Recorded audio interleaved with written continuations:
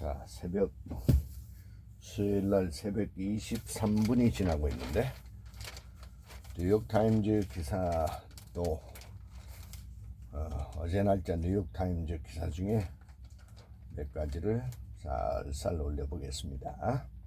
When the world feels dark, seek out delight. Taking time to notice life's small joys can improve your health and your outlook. Here's an idea for the new year. Let's make 2024 the year of delight.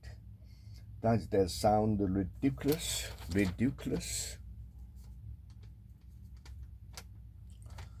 Given the state of the world right now, hear me out. The basic premise of a delight practice, which I learned about in the essay collection, The Book of Delight by Rose, is simple. You make a point to notice things in your everyday life that delight you. This could be anything: a pretty flower, a smile you share with a stranger, the sight of a person playing a trumpet while riding a unicycle down a major Philadelphia thoroughfare. True story. Nothing is too small or absurd. Then, whenever you notice something that delights you, you lift your arm, raise your index of the finger in the air and say out loud and with enthusiasm, delight. Yes, even if you are alone. Ideally, you share your delight with another person. The concept of prioritizing delight that may sound silly or almost irresponsible, given the happiness of current event, feelings of burnout, and the upcoming U.S. presidential election, in which it seems democracy itself could be at stake. But this is exactly why it is so important, far from being frivolous practice. Making a point to notice and share things we find delightful can improve our moods, outlook, relationship, and even physical health. How? Noticing delight requires us to pay attention, something that is required for our happiness and satisfaction, but can be difficult in our increasingly distracted world. Essentially, this is a form of a gratitude practice. That is, cultivating the habit of noticing and appreciating the things for which you are thankful. Gratitude practices are popular for good reason. If you make one a habit, the associated mental and physical benefits include the reduced symptoms of depression, anxiety, and stress, and probably related improved biomarkers for heart health. But if you keep up a gratitude practice long enough, you may find yourself expressing your appreciation for the same things over and over, almost out of a sense of obligation. You are grateful for your friends and family. You are grateful that you have enough food. You are grateful for having a place to live. Eventually, the practice can begin to feel less nourishing and more like a chore. In contrast, a delight practice taps into the deeper power of gratitude without the risk of becoming trite. That's because the things that delight us are open novel. I doubt I'll see another trumpeting unicyclist anytime soon.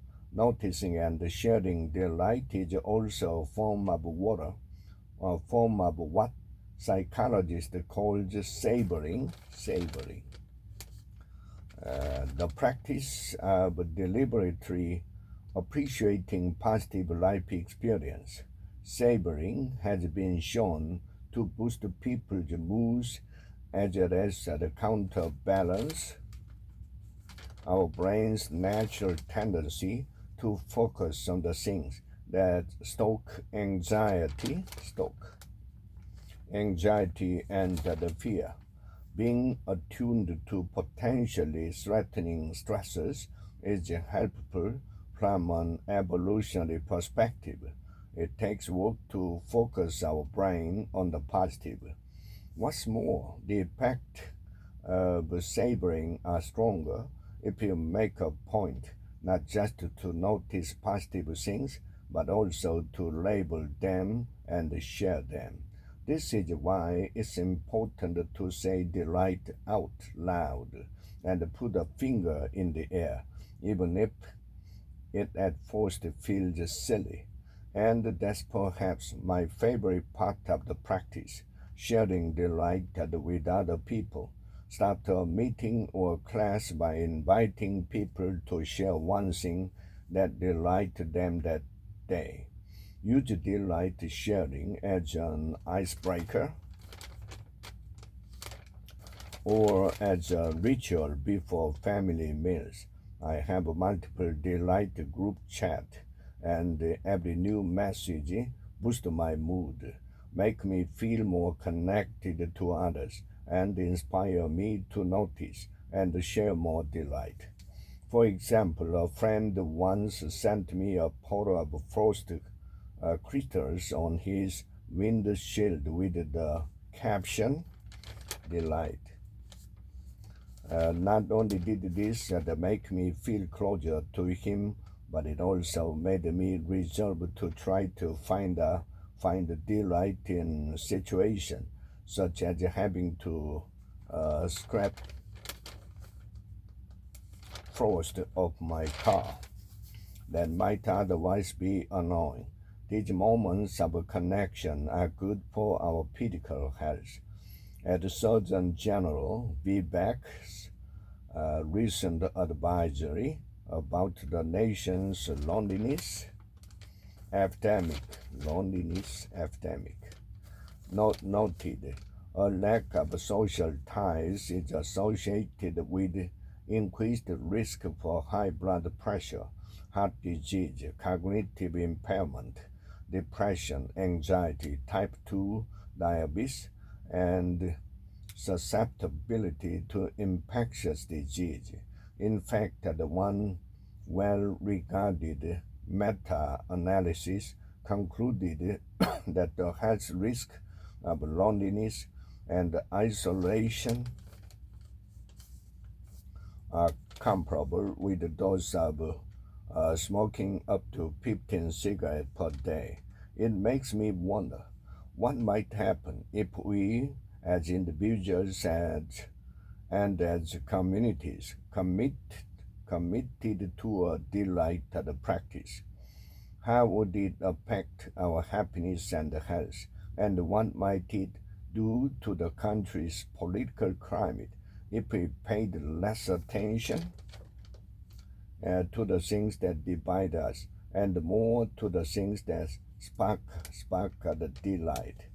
It's possible to disagree with the people, to acknowledge life's challenge, to debate, to sit with sadness, grief, and fear, while marveling at and seeking out simple joys. You may be amazed by how much there is to marvel at. As Mr. Hadeke writes, it didn't take me long to learn that the discipline or practice of writing these essays occasioned a kind of delight radar, or maybe it was more like the development of a delight muscle, something that implies that the more you study delight, the more delight there is to study. This year, like all of them, will be filled with conflict and tragedy, but it will also be filled with delight. Resolve to notice them. 키워드가 delight구나, delight. 어떤 누구냐면 when the world feels dark, seek out delight.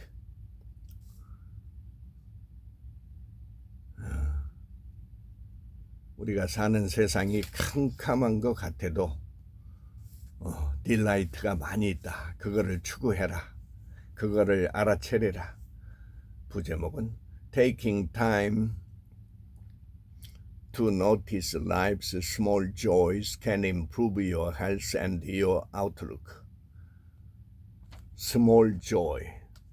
우리가 세상을 살아가면서 소소한 이런 즐거운 것들, 그런 거를 알아채려야 건강도 좋아지고 겉모습도 좋아진다. 좋은 건데.